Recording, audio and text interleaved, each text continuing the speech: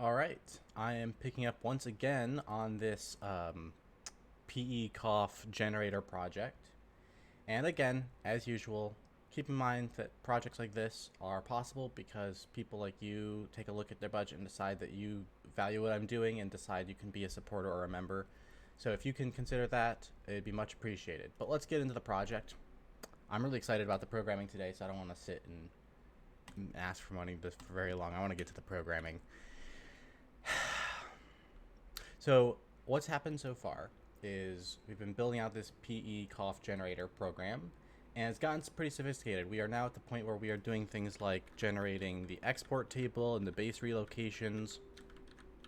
All right, we've got a relock section. I added in an API for incremental layout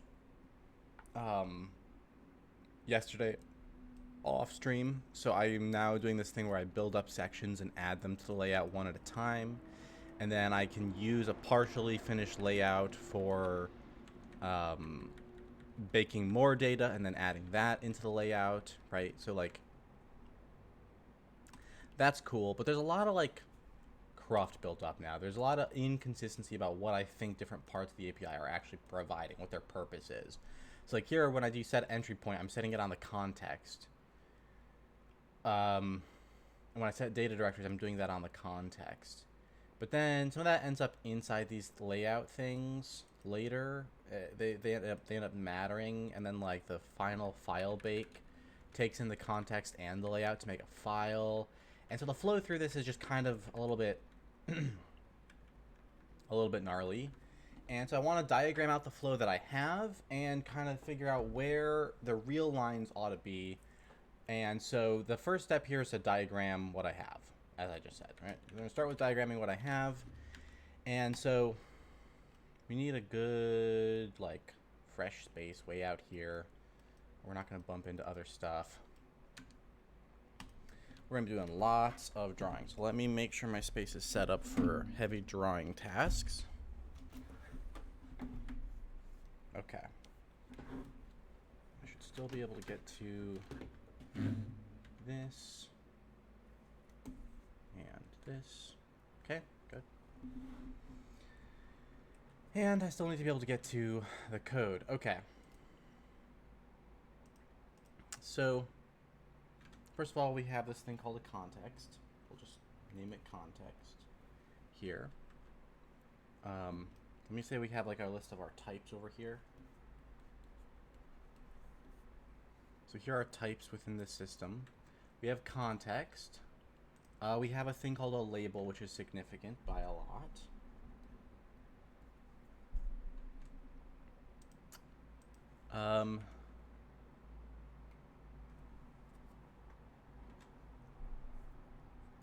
There's the data range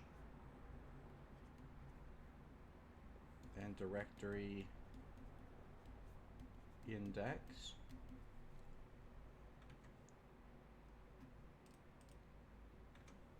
There's the section ID.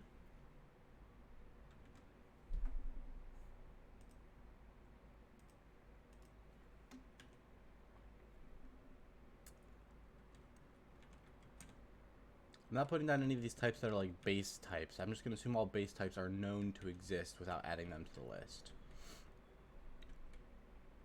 Okay, so we have these important things called patches.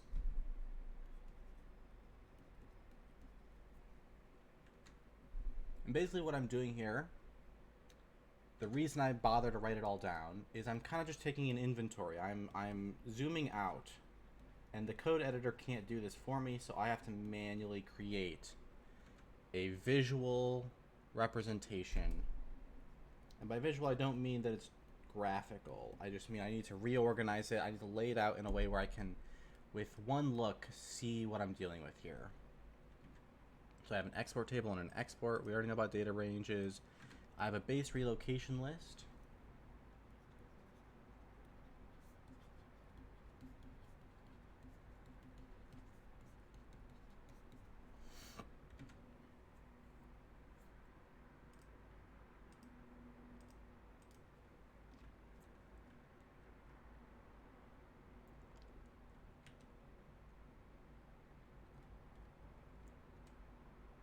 Okay, then we get to the layout.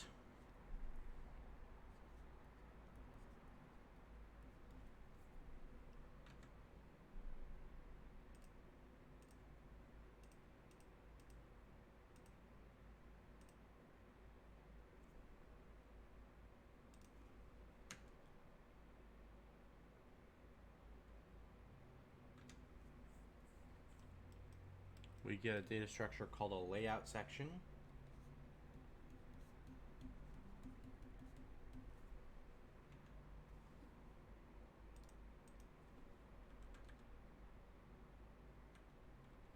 I also want to note that I have this thing called a loose section.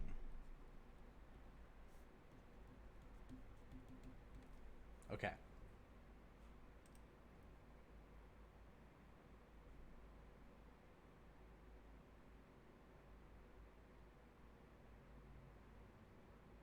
$100 to wait for a login? That sort of sucks. What's the game?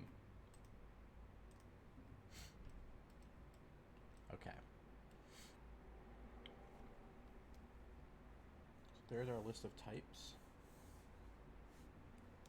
Now let's start seeing where the transforms are. So some of these functions aren't transforms, like begin and release aren't really arrows. You could think of begin, I suppose, as the ability to summon a context out of nowhere.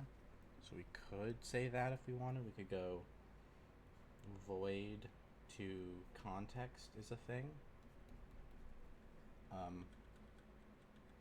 As I map out arrows, I want to make sure of a couple things. I want to make sure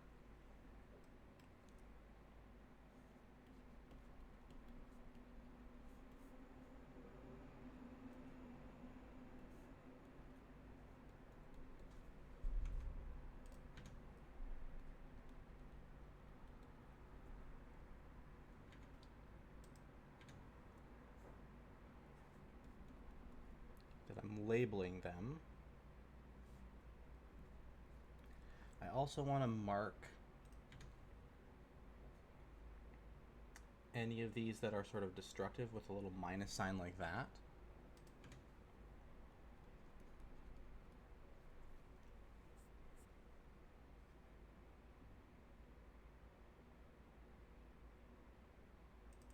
Alright, I'm going to save that name for later. Survival games are some of my favorites. I'm going to save that name to check out later.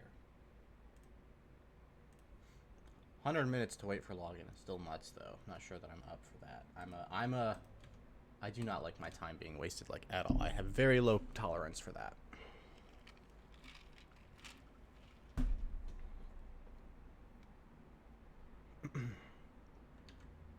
But we'll see.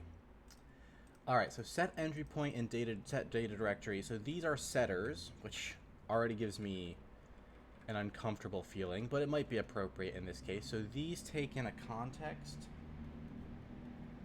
and a label,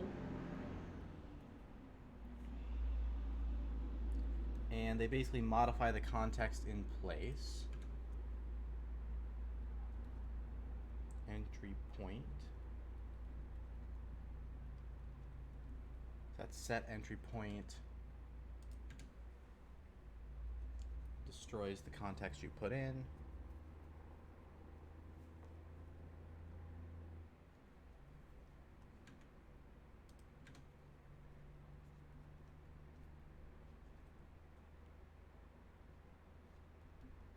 Directory index and data range.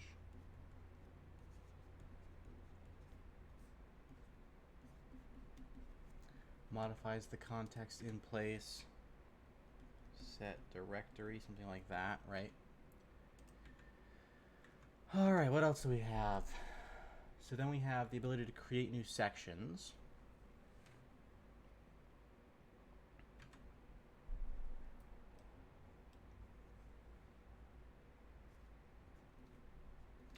And so this is actually like context and a section ID, because doing this modifies the context in a sense. New section.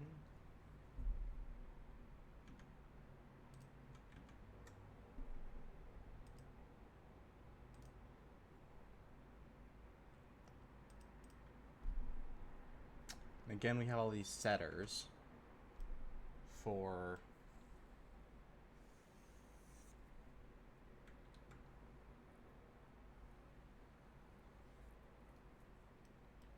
section IDs. So there's like, okay, in comes the context, section ID, and some, I'll just put V, and we end up modifying the context again. And out pops a new context. This is section set V, right?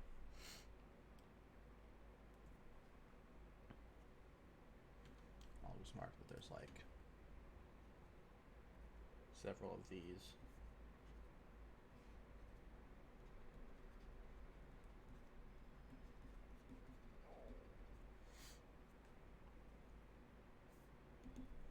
Name, flags, and V size. All right, going on.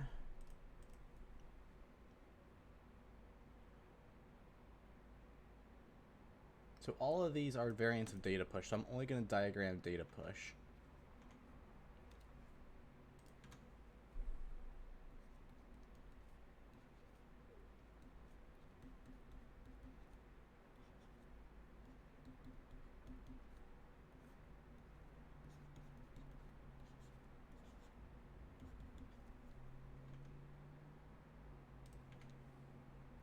Modifies this context, and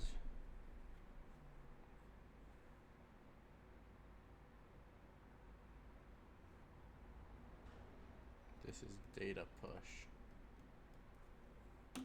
right?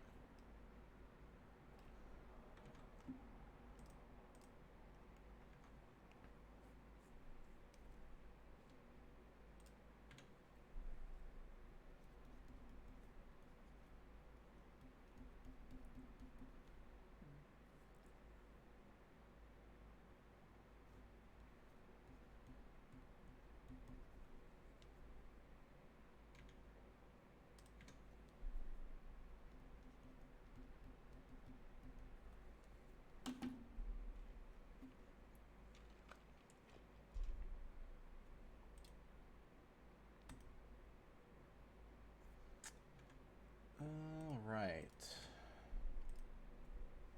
So that's the stuff dealing with sections. Let's look at labels here.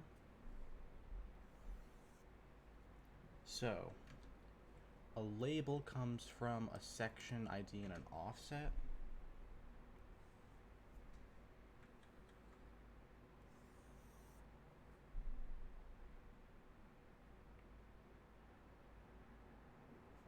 So you put in a context and a section ID and an offset. And out pops a label.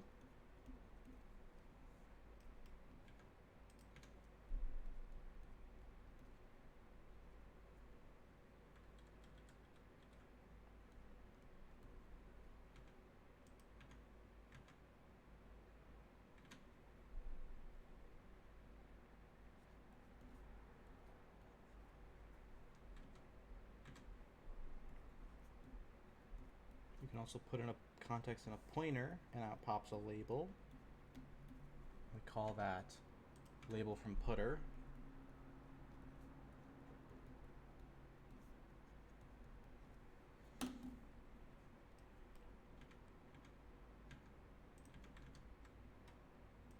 And then I can go the other way around. I can get a pointer from a label.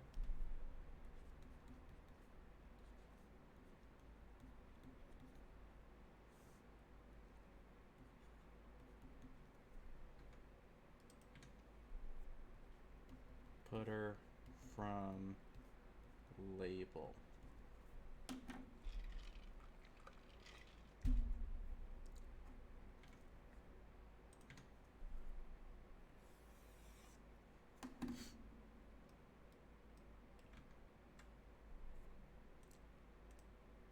Then we get into patches.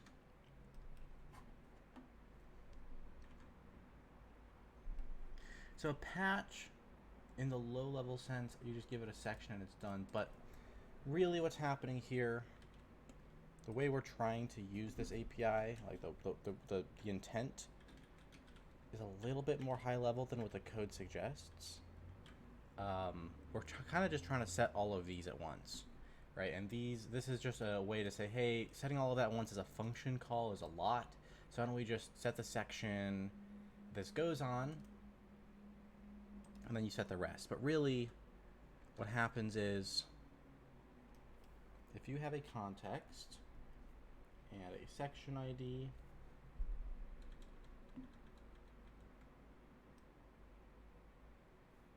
well, let's put it this way.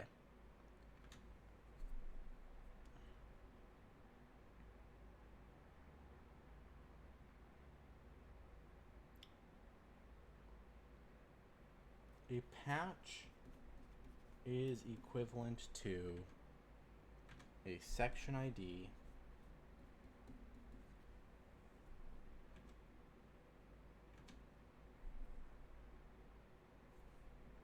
actually we'll do it this way. A pair of labels, so a patch location label, a destination label or a target label,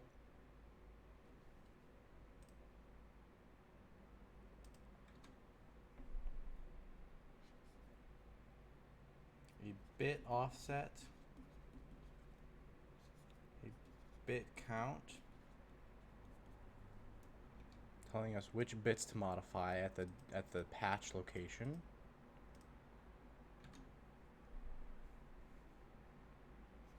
a set of flags,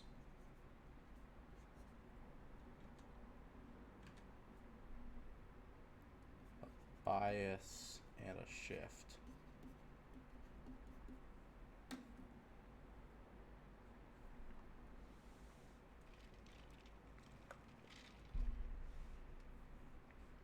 And then there's a way to take in a context and a patch and modify the context in place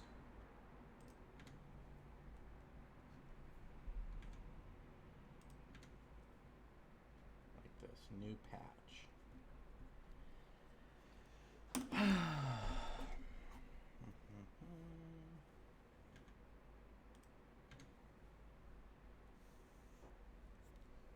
Okay. An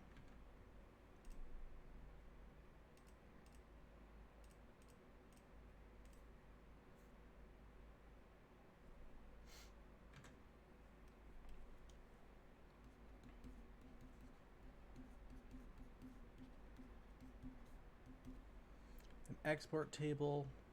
Yes, what I should really be doing with all of these. A label is actually a section ID and an offset.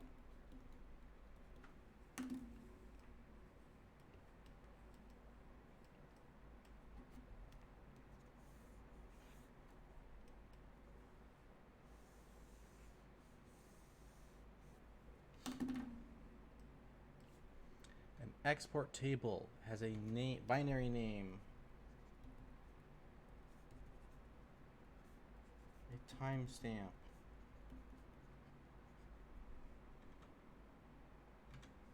a version,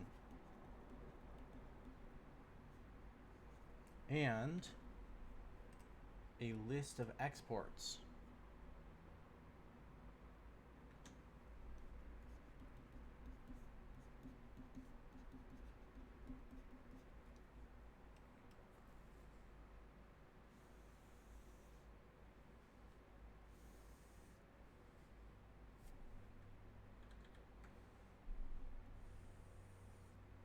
An export has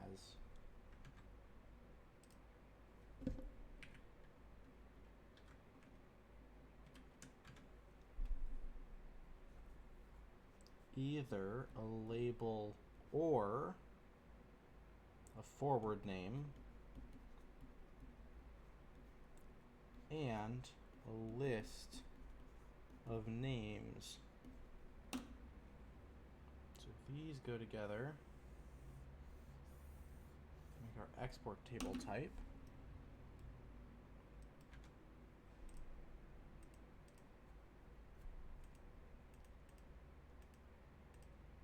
And we want to be able to take in an export table.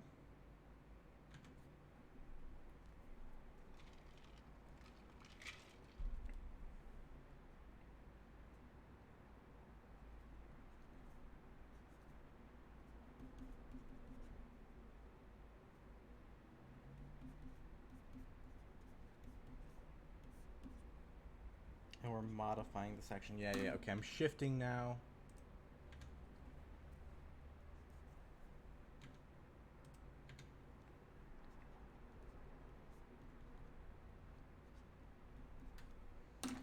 Okay. Let me take a note right here.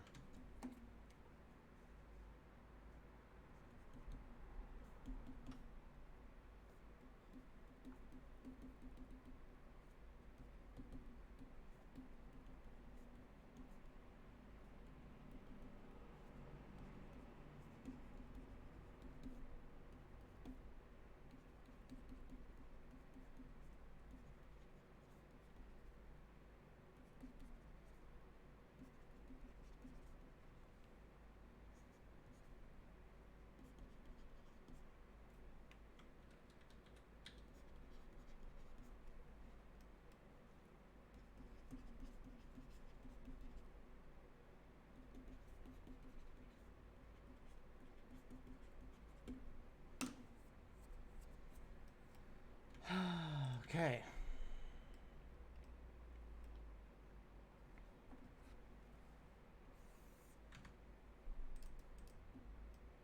Base relocation list.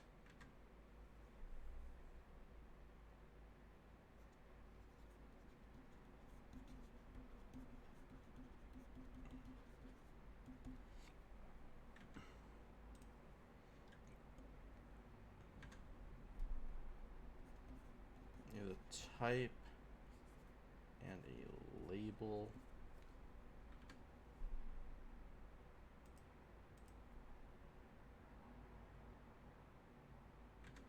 And we need the ability to say, given a list of these, take in a section and a list of base relocations.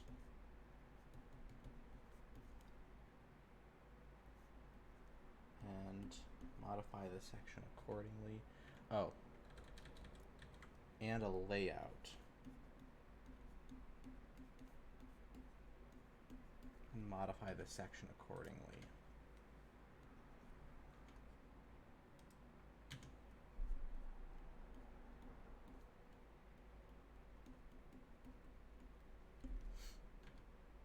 Okay.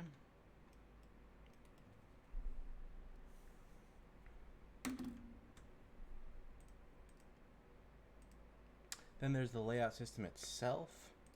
Right now, the way the layout system is structured, we have the ability to create a blank layout. Well, we have the ability to create a layout from scratch, given the count of sections that you want to end up with. And then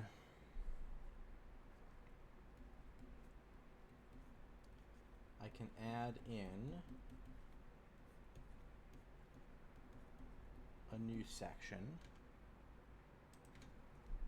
modifying the layout in place.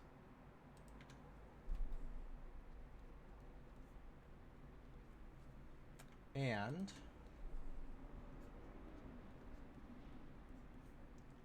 I can tell it to finalize the set layout.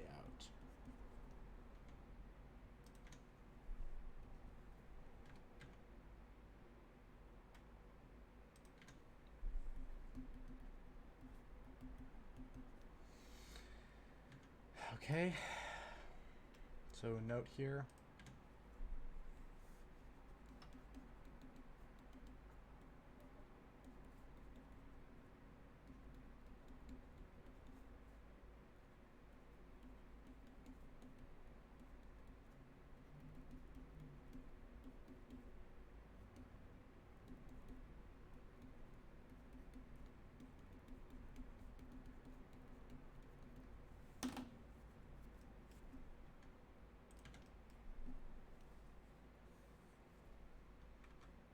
So that's what the layout stuff does. Oh yeah, there's a couple other things that the layout helps us with. We want to be able to go from a layout and section ID to a layout section. And we want to be able to go from a layout and a label to a VOF. So there's other things that layouts are important for.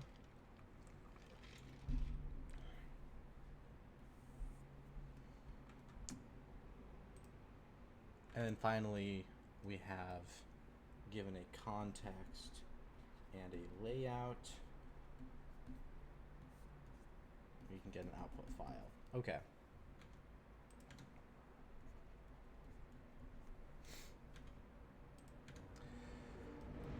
All right. Let's see here.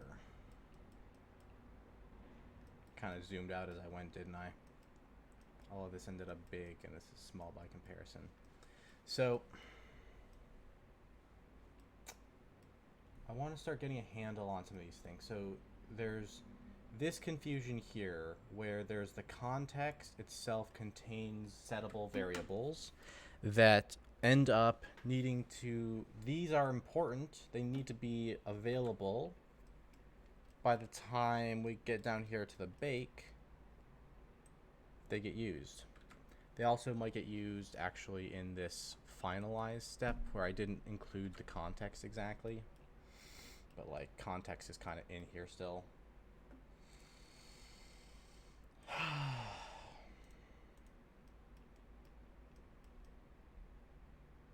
All right.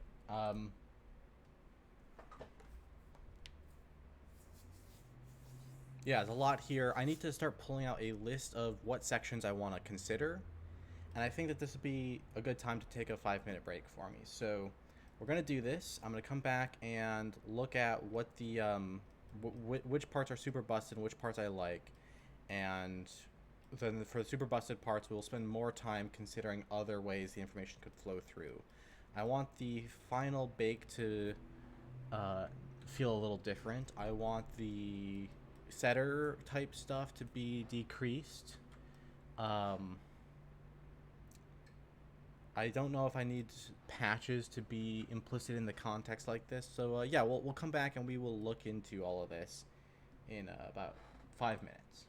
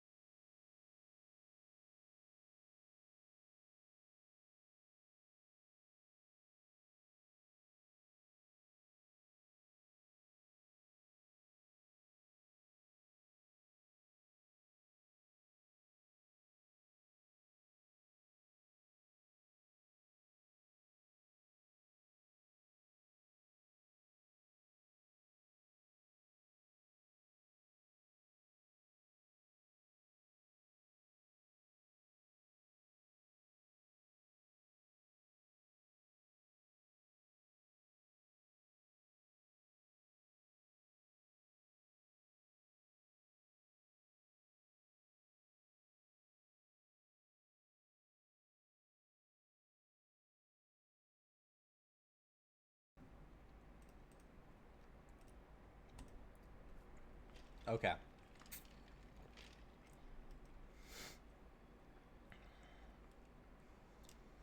So,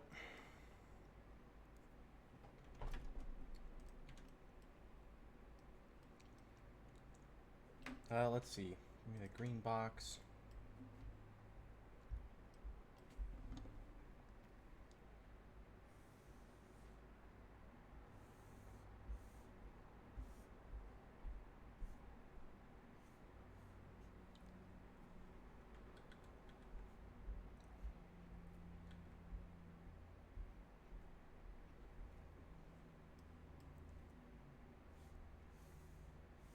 That.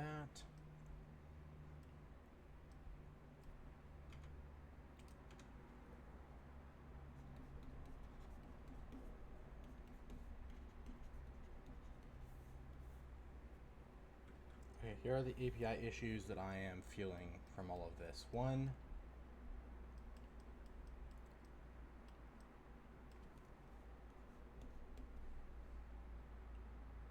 there should not be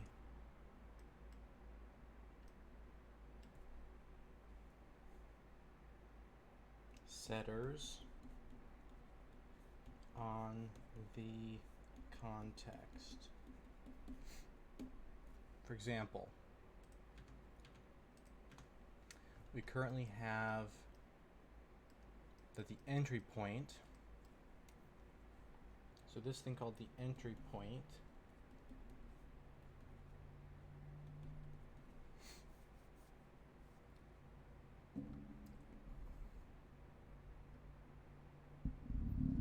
hello, welcome.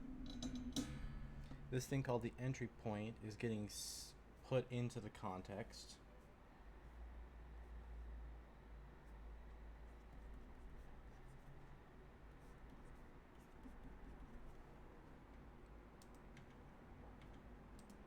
Right?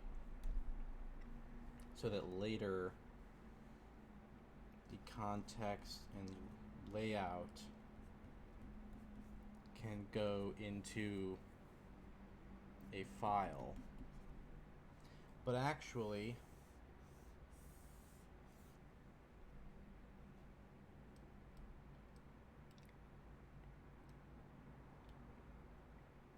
I don't think it's the context and layout where that happens. It's the context and layout goes to the finalized layout like this.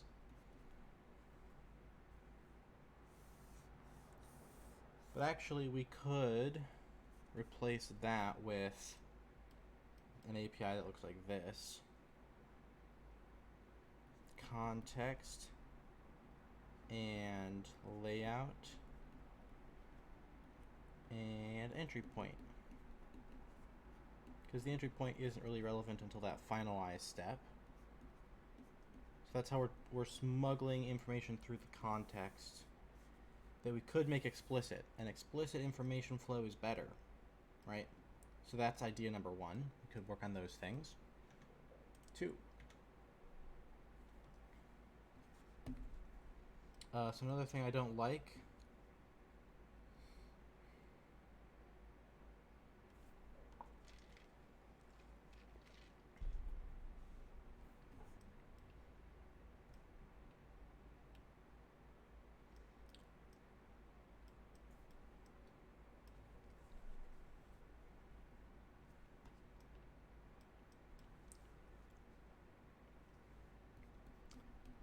there should not be a list of patches implicit in the context. Right, so again, notice same basic thing we had before, except instead of a setter, it is a list at push, but we have a context and patch to modify our context. So we are implicitly building up a list of patches this way. And then we have, again, it's during that layout finalization that becomes relevant. And so we could instead be doing context and layout, and a list of patches to create the final layout. Explicit parameterization.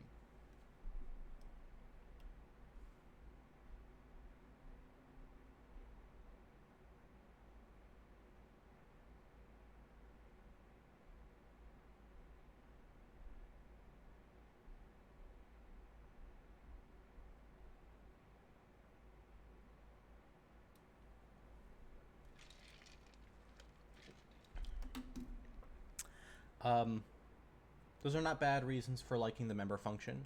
I would push back again on a couple of those reasons. Type safety in C would be just as good. Like unless you're for some reason casting, but if you're allowed to cast, then you can have the same problem either way. And I actually prefer the verbose function names because even though they look nice in the source text when they're short like that, they do not look so nice when you are looking at the final program. The mangled names of a C++ member function, when they fail to link, stuff like that really bothers me. And being able to just look at the list of all the symbols in your program, it's kind of nice when you get used to it. It's a lot easier in a C-like function name scheme. But that's just me. All right, number 3. So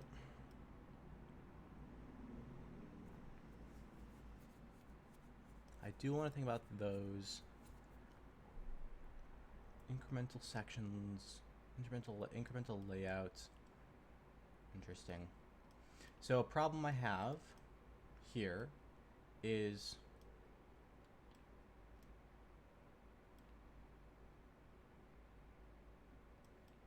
the sections are sort of mutable. Here I am marking the mutability of the sections by marking the context as modified. But I'm really talking about the section that is being pointed to by this section ID is being modified, but that just happens to be contained inside the context. Later I just mark it as the section itself when I'm pushing data on through these Baker things. But the point is, my sections are mutable, which is good and necessary, but then I add them to a layout, and at that point,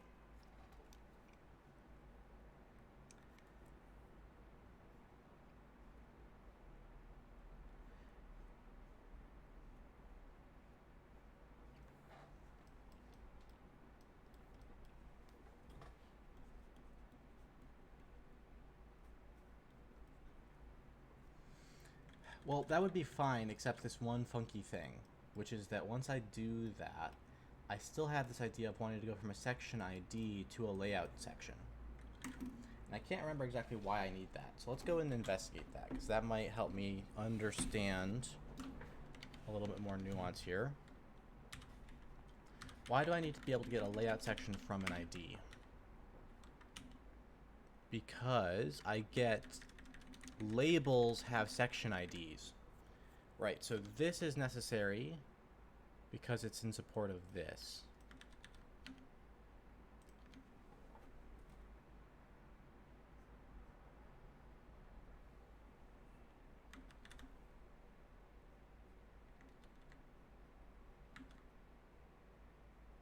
Right. This arrow is a piece of how we do this part. And we do, in fact, need to be able to go from labels to VOFF. So we need to be able to take a label and say, okay, a label has a section ID. Did this section ID end up inside this layout? If so, get me the VOFF relative after it's been laid out, right? Now,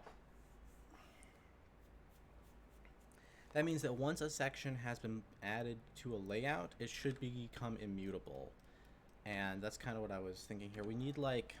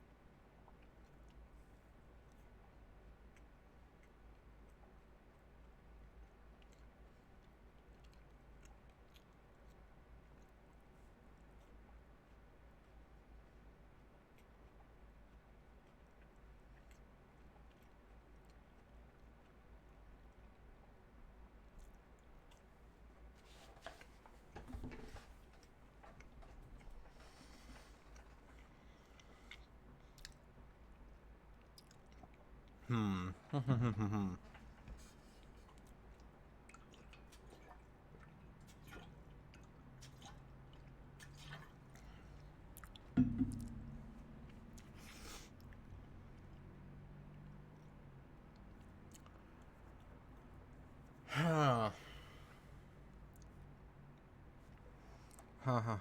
Ha. Let me look at a little bit of this section construction code again. Up here where we have things like sec data and sec text, what do? We begin a section. We do all these setters on it. Set the data.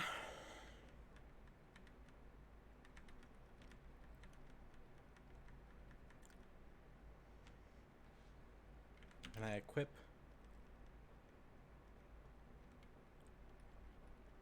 pointers to it. So I think one of the things is I want to be able to create these labels even if the data isn't finished. So I need the ID of the section to be something which I can know now.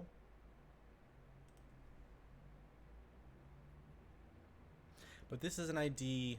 Labels need to be ID'd by layout, right? The ID...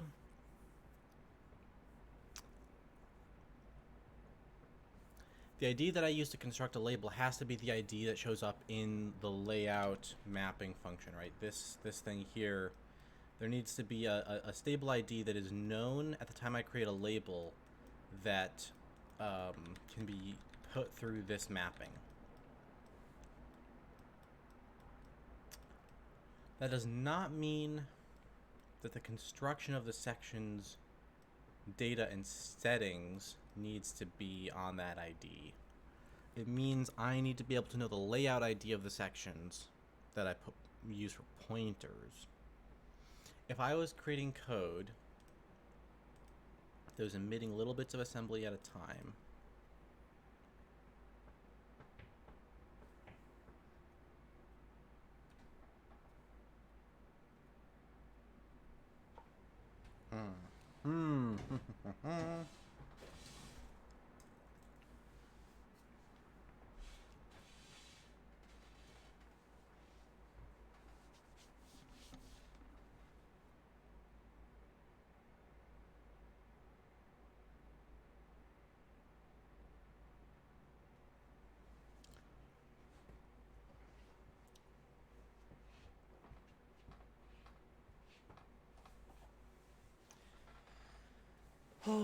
So my head's going to interesting places. If I wanted to do this without having to mutate a section in place, there is a way it could be done.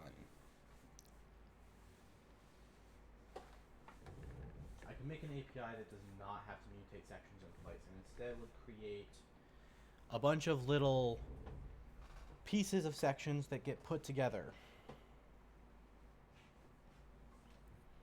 Then when you have something that generates some data, you'd create one of those pieces and you'd leave it up to someone else to take that piece of data and add it into a section later.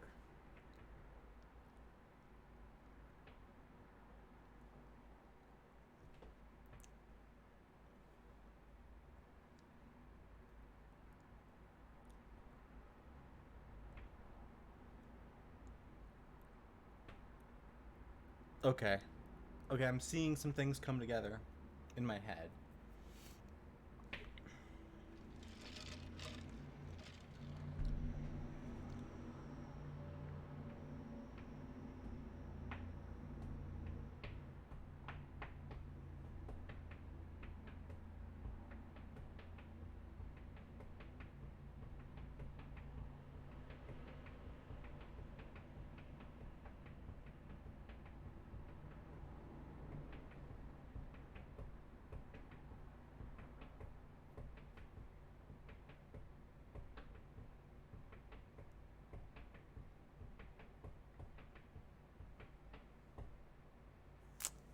Interesting.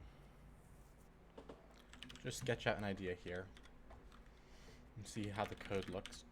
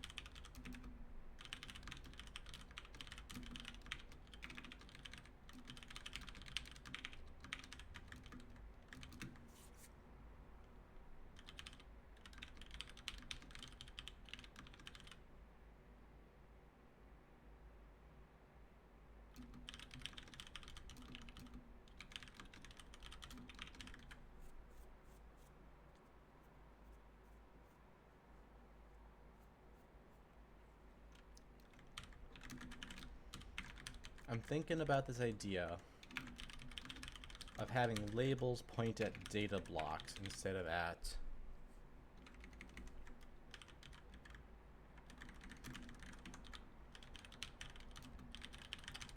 sections, and then trying to arrange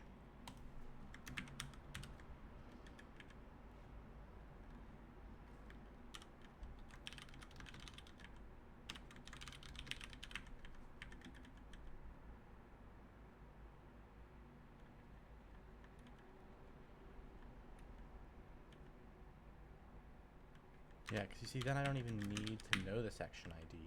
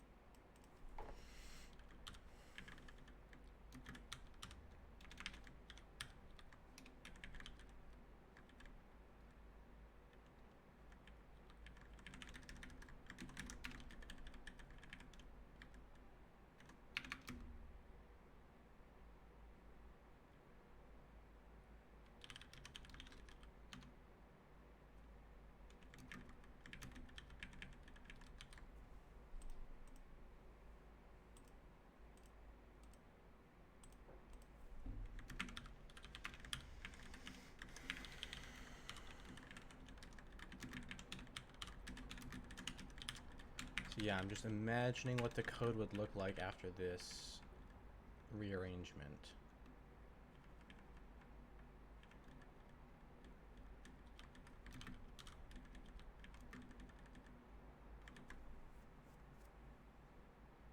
Okay, so here's where things start getting interesting. When we go to bake exports, we wouldn't need to create a section first. We would just ask for a block back at the end.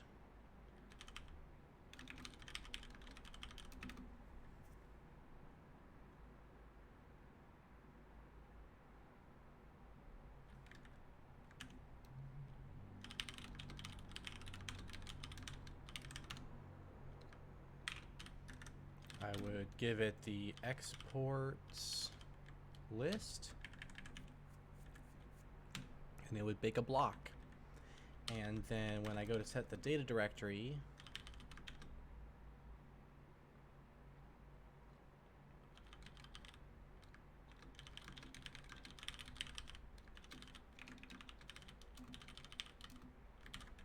it would look something like this.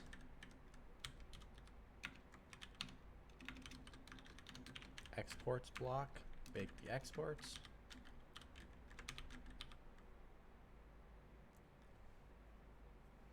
And then I would be like, okay, got my R data ready to go.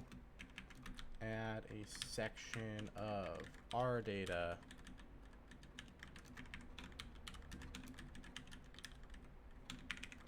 exports block.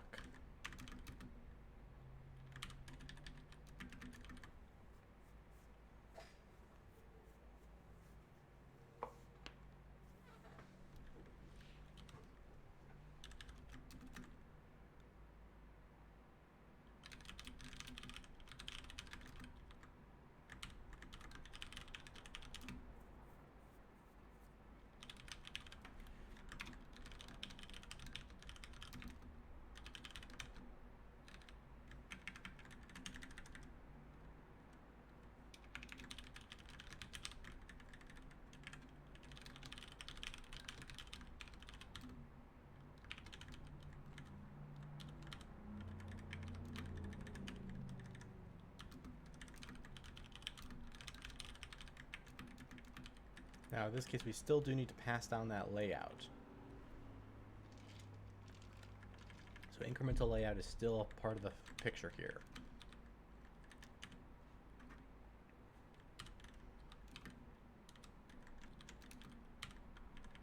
We still need to be able to set that directory afterwards.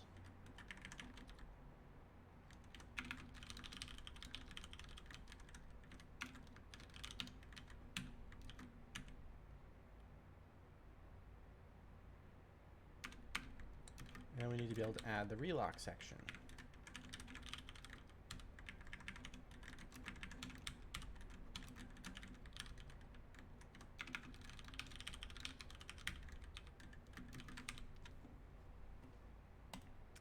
Okay, so that would replace this here, would replace this here.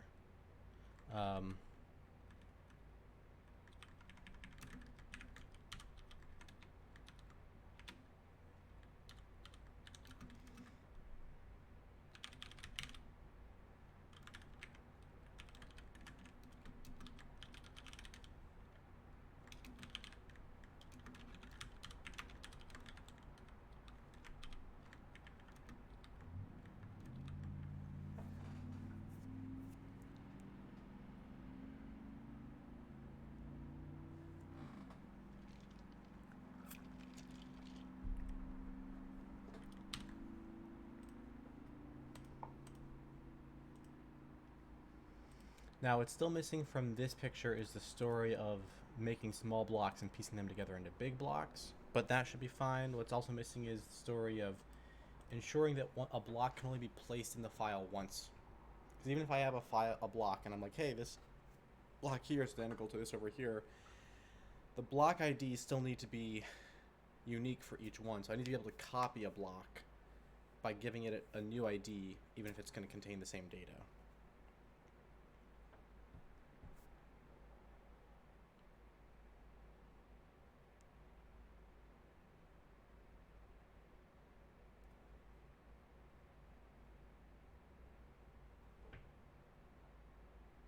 Okay. And what's the advantage to all this? Well, the biggest thing is that right now, my APIs are based on this idea of putting in a section and appending to it.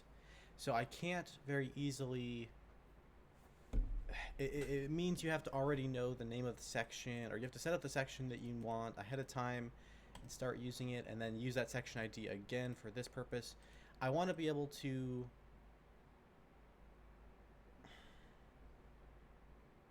do things like baking the data down without tying it to a specific section up front. I want to be able to do the prep for the data in a way that still works, and say that attaching this to the layout and the section IDs can be a fully separate problem. And so this lets me say the IDs for these things aren't sections anymore. They're just ways of saying relocatable blocks of data. And I think that's going to fix stuff.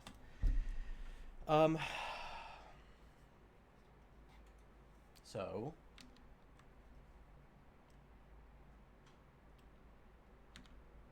conclusion.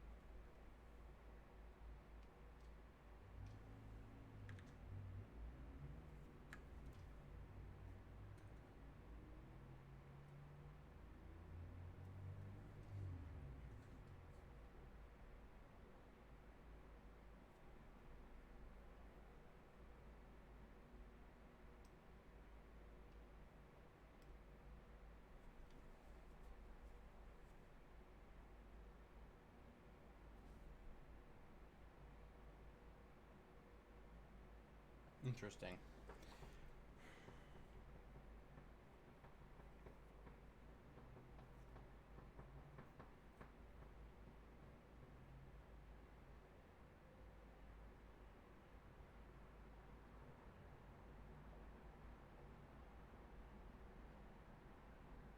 Okay. Each block is going to have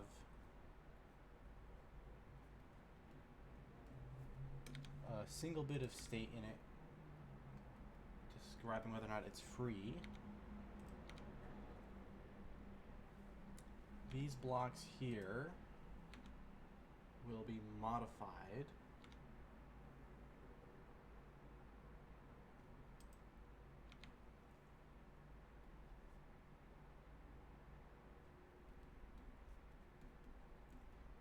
as they will go from being free to not free.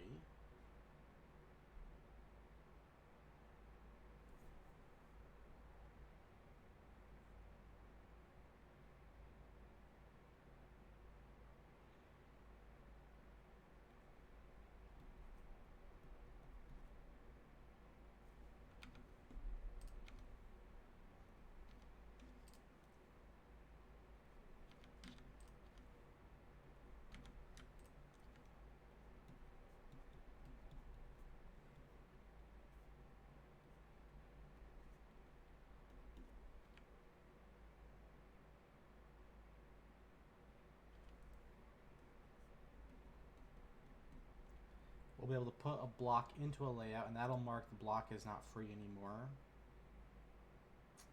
And it'll create a new section within the layout.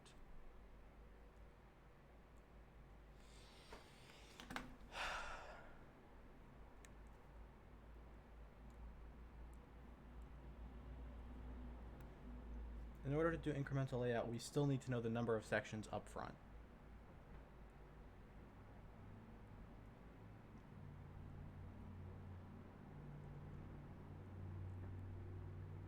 Okay. So that's a big idea.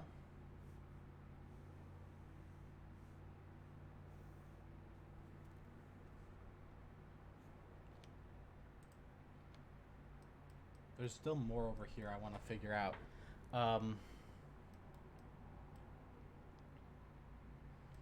So there's this finalizing the layout thing that happens.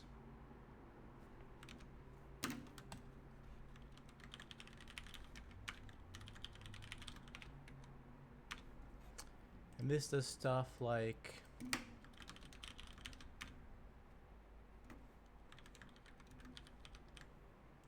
calculating all of this.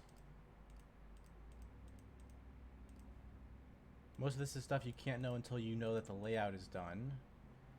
This could be known sooner.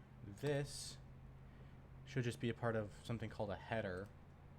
But this, and this are all calculated given a finished version of a layout.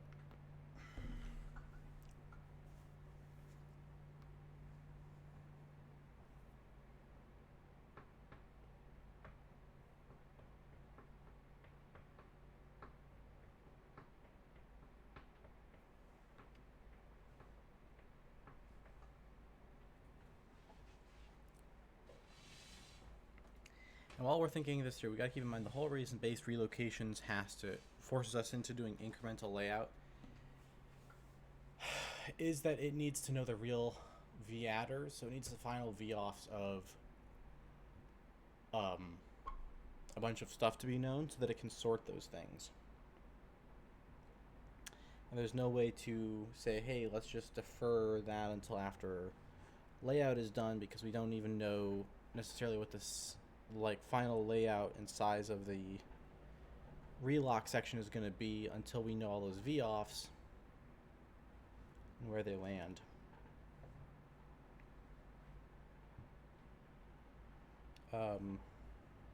There is something we could do. Like, we know we could figure out the size of the relock section and reserve it. And modify the data with the actual v-offs using patches.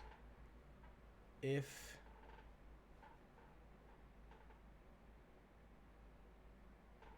we're willing to assume that sections always align with 4096, multiples of 4096.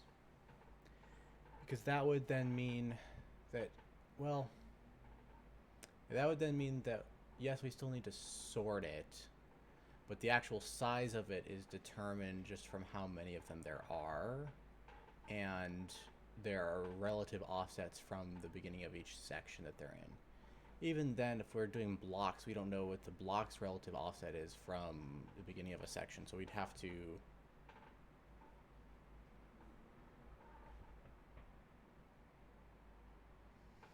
We'd have to wait until all the blocks are arranged in a section just to get that, so it still doesn't really save us. Now the reason these don't just go in a separate struct, what is that? Well, finalize does all of this, and it adjusts these, it runs the patches.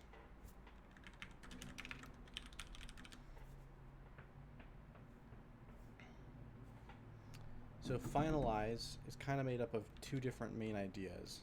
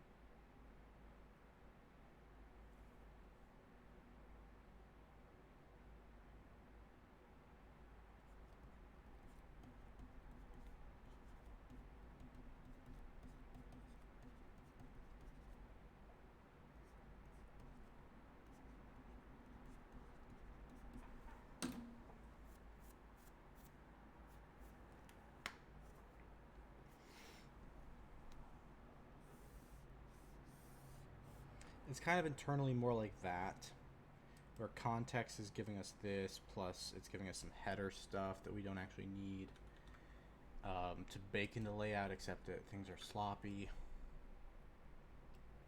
Okay. So I think that that's enough of this step. I've got a good idea now where the biggest problems are and what kind of solutions I might be interested in. I think now the question is, where do I want to start chipping away at all this? It's a lot. I think we need to just put on a groovy mood.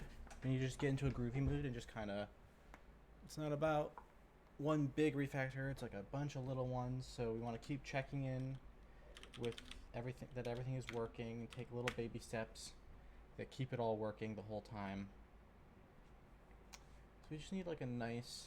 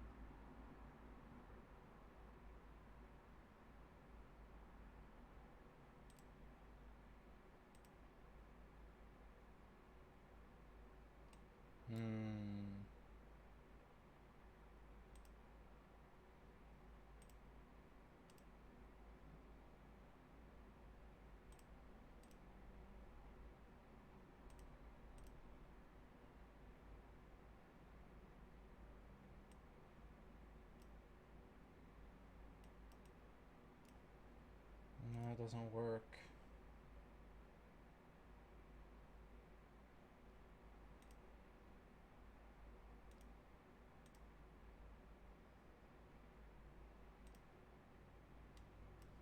There we go.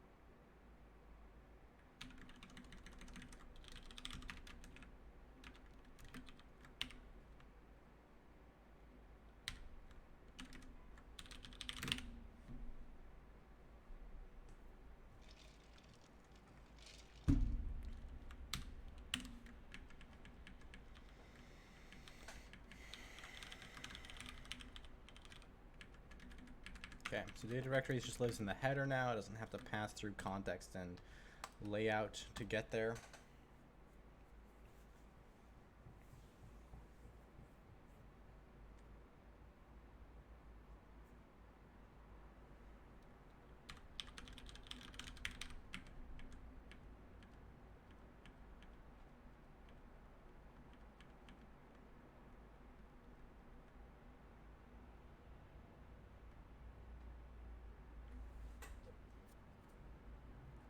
Maybe section count actually belongs there with the new header.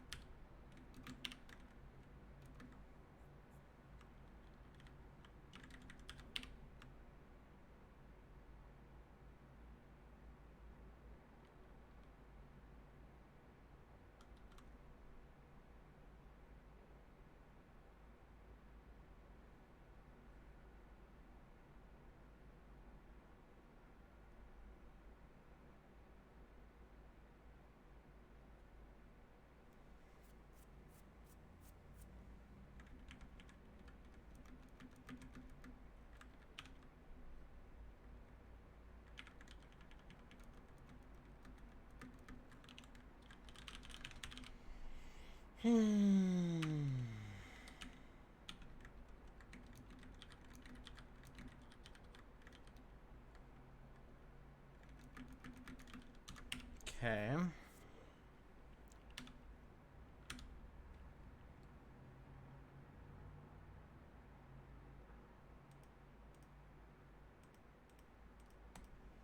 Ooh, okay, so something is off. Let's try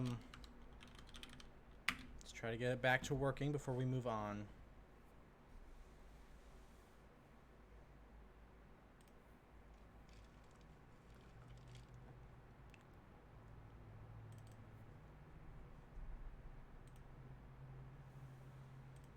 Pattern editor says there's a problem. Line 394. This one gets me a lot. So, export. Okay.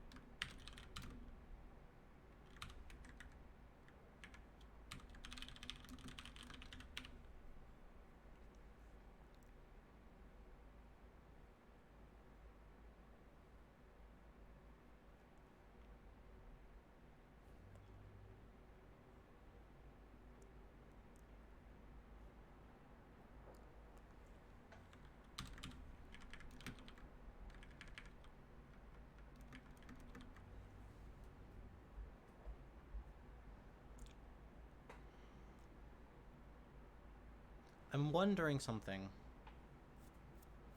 You see, these seem to go together a lot, right? And they're never allowed to be different from the one they initialize with up here. Right, layout and header went together here, and so the layout's always going to want this header, and the for used to go with the layout. I think these are the same thing. I think they're actually the same thing, which means instead of having this header thing, the right thing to do is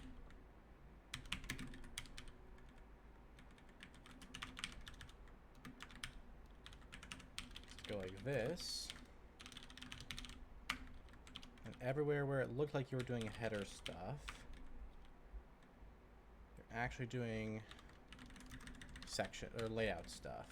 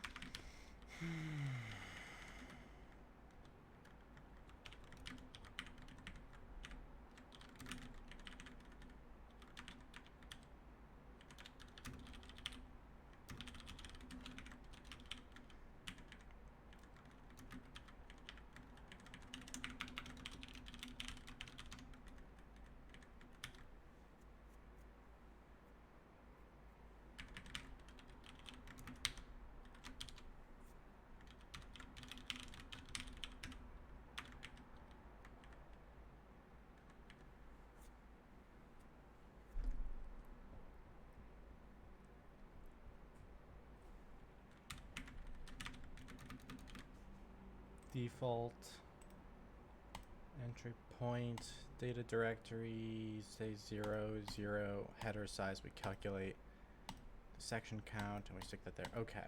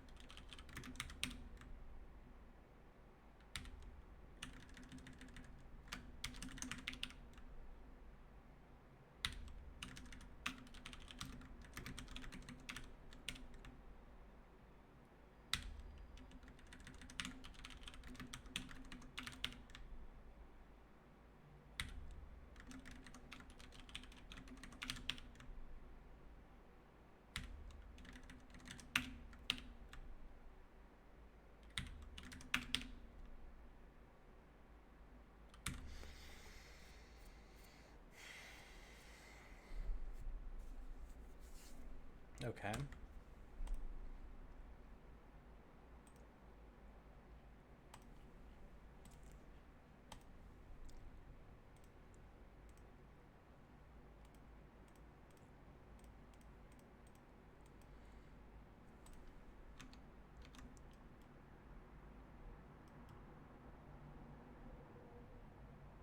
So what I ended up doing here was saying entry point is actually a property of layout, so that this becomes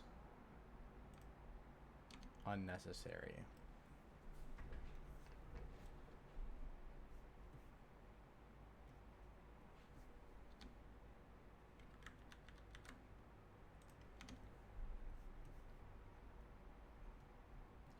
Given a layout, we have an entry point.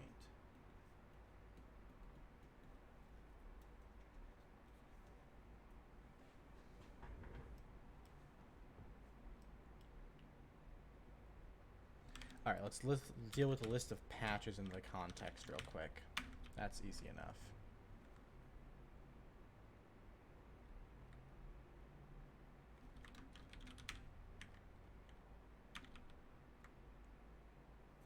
Oh, right, they're not in the context itself. They're in the loose section, but the loose section is a property of the context right now.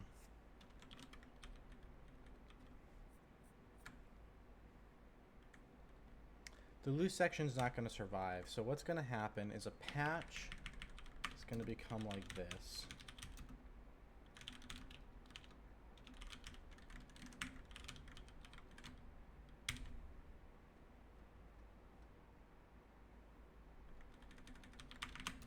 And then we're going to have a single list of patches.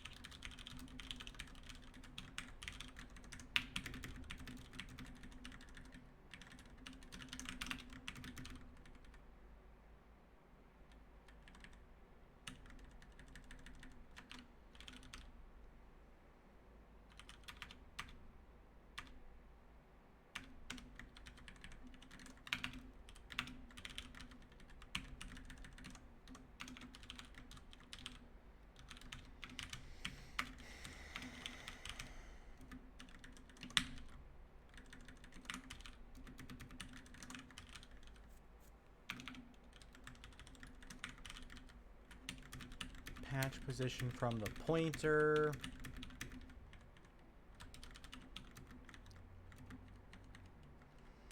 And then we stick it onto a new patch with 32 bits.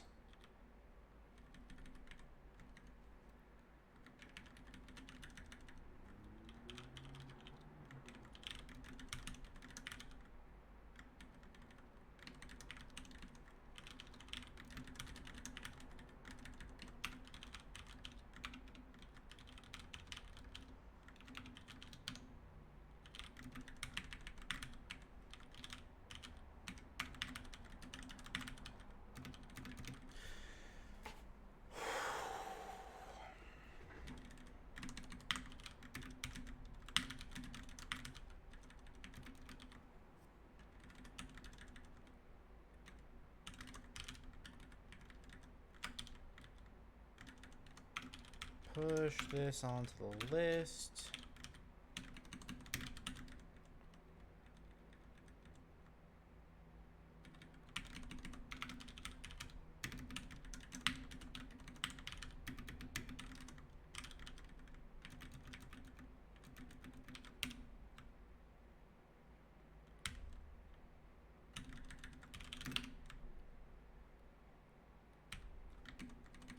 Man, it's so hard to spell patch correctly. My brain just doesn't hit that C right. Got too much muscle memory for typing path, I guess.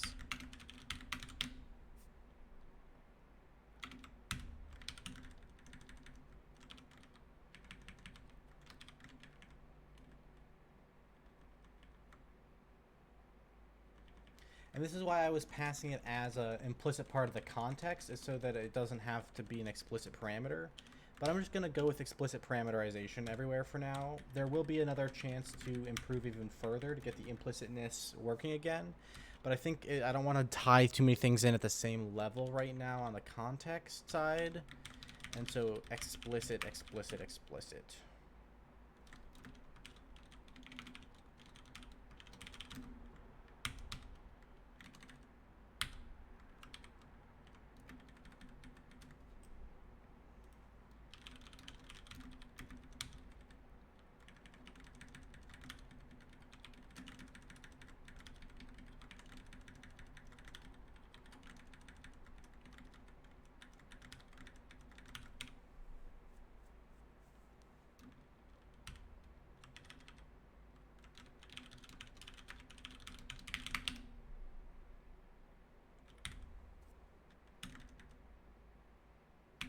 Okay, so applying patches has to look different now. First of all, apply patches has to include passing in the list of patches.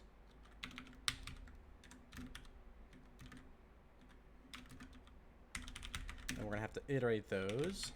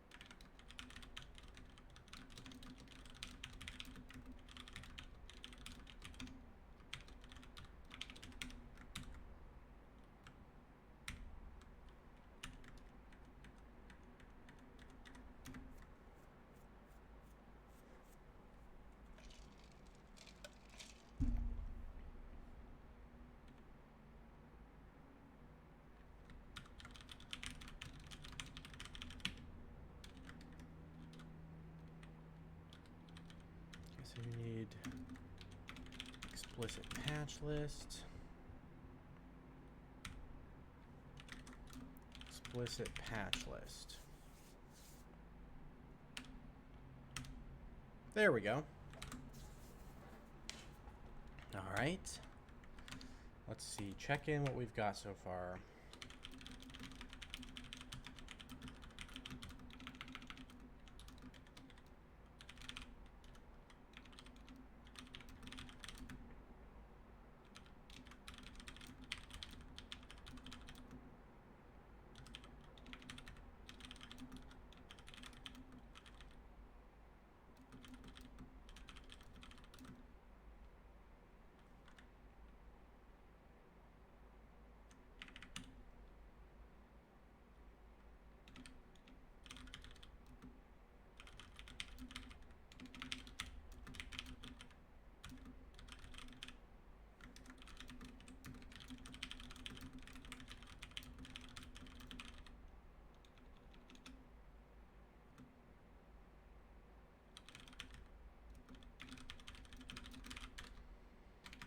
Okay.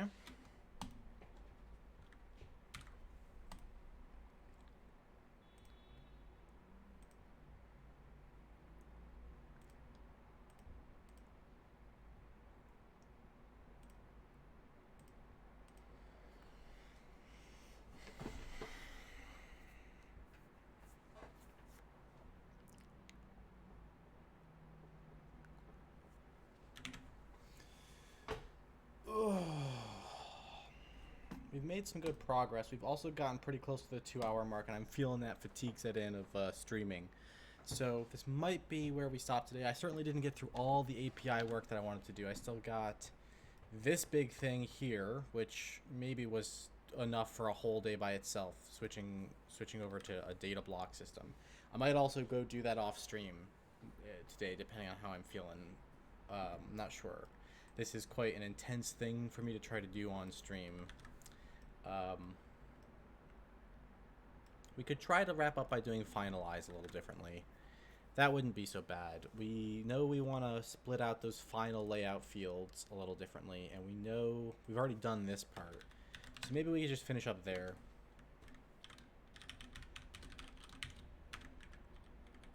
And then leave the rest up to me to do as I take stock and improve again on the structure of the API a little bit.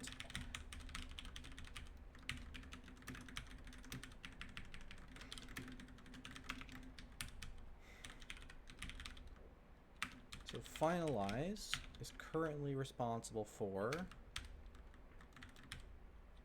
these changes here. And so all we have to do is go like layout final is going to live right here.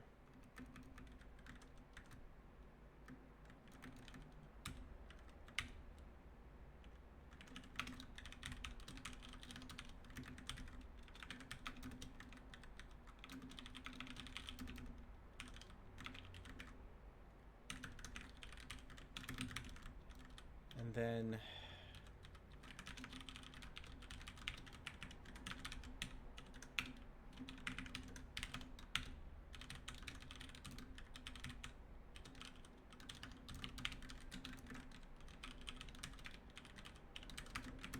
fill those in like that.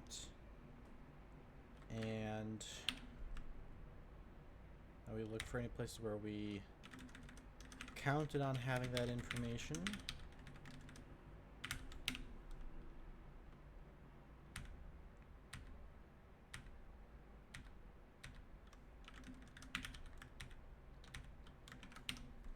And so now the only errors are going to be that final doesn't exist. And so we can go, all right, fair enough. Layout final. We'll just go in here with the bake file next to the main layout. Here's your final.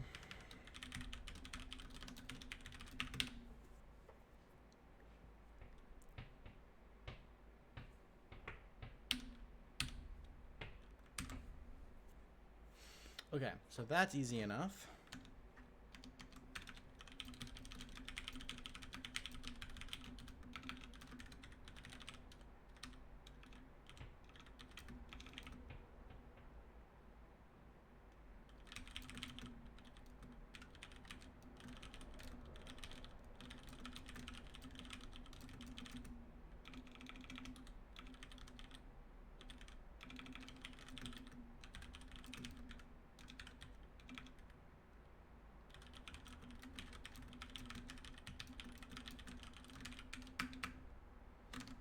Okay.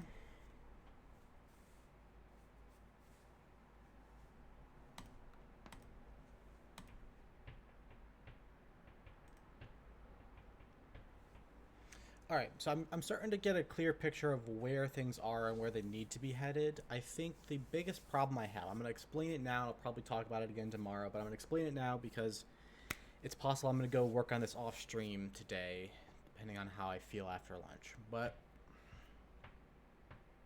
there are kind of two main segments to this API, two large layers here. The fundamental layer that we need first is one for generating the COFF file format itself, right? And that means things like setting up the layout with all the stuff that goes in the header, adding in sections, getting them to laying out those sections automatically, and then being able to take and convert all of that into the final file correctly. Like this is sort of the fundamental layer stuff that we need to get working right. And then with that, if you can throw data at it, tell it the names of your sections and the flags on your sections, and mark up all the data directories and the other header things that you need, right?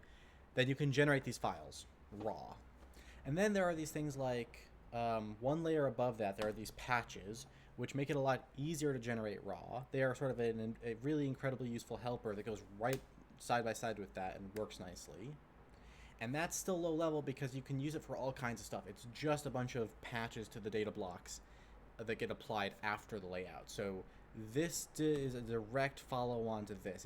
This could work without the patches being applied, but as soon as you have this, it's pretty natural to start wanting these patches, and they do not specifically have anything to do with any particular kind of data in the file, except that they match a very common pattern of having data that wants to point at other data in some kind of relative way, maybe relative to the position of the pointer, maybe relative to the beginning of the file, maybe relative to the beginning to the address space that we imagine this thing will be loaded into, right? There's a couple different ways we want these pointers to be structured, but we don't know if these can be applied to any of the data sections. All right, we just give it, when we create one of these things, we are just giving it a position where to apply it and a position where to point to, and those positions are initially sort of abstract. They do not know about the final layout. Then the layout can be done, and then those patches can be applied. So the patches really go with the layout system. Then on top of that, there's this export table and this base relocations. These represent special data structures that COFF uses to make to table. So this is how we're exporting something from our DLL. This is how we're making our DLL relocatable. And being able to generate those is valuable, but that's like a higher level thing. And so that's the second tier, the second layer to this API. The rest of it, like this thing here, is sort of garbagey. Like, it's not totally wrong. We do need something that lets us build up data. We do need to be able to specify the pieces of a section to that layout system. But I think this could collapse into a helper for the layout section. So basically, layout is trivial when you already know the data raw. When you're building up the data little bits at a time, we're going to want that block API. And so the block API will sit at the same level as layout. There'll be ability to build up blocks, turn blocks into layouts, apply patches to layouts. That'll all be that first tier. And so this will dissolve away and we'll have something different in its place. Layouts itself will handle things like what goes in the header, information about the sections, and finally there will be the patch system, which will be applied on top of that. And then we got our base layer for generating those executable files. We can start then saying, okay, here are special data structures that you need if you're going to do an export table helper, if you're going to do a base relocations helper. And then we can start having those special data structures work as helpers on top of the base thing. And finally, we also need the final bake, which will roll into the layout thing here. We can simplify out all of this. I think it's going to get a lot better if I move in that direction and sort of segment it out into those two parts. With this no longer being necessary because it's going to go away along with this. Yeah. So that's where I think things need to head. And I don't know how much that's going to happen on stream versus off stream because it's starting to be a lot of work that needs to be done to keep making progress on this project. But that's good. That means we're getting into real meat stuff here of what needs to happen. And sooner or later, I think we're going to have a really cool design for solving this problem for the exe DLL case. I still haven't even touched object files. That'll be a different layer on top of this. We'll have to go through everything again at some point to do that part. But yeah, it's coming together. So as usual, thanks for coming and hanging out and checking out the stream. If you think it is cool that I'm working on a PE COFF generator, or you like the streams that I'm doing every day, Monday through Friday, or if you want any of the cool perks here, or you want me to make more of my YouTube videos about arenas or anything else, keep in mind that I am counting on you to consider whether you can pitch in and support the lab somehow by going to mrforth.com/membership. And with that, thanks for coming and hanging out, and I will see you around the internet.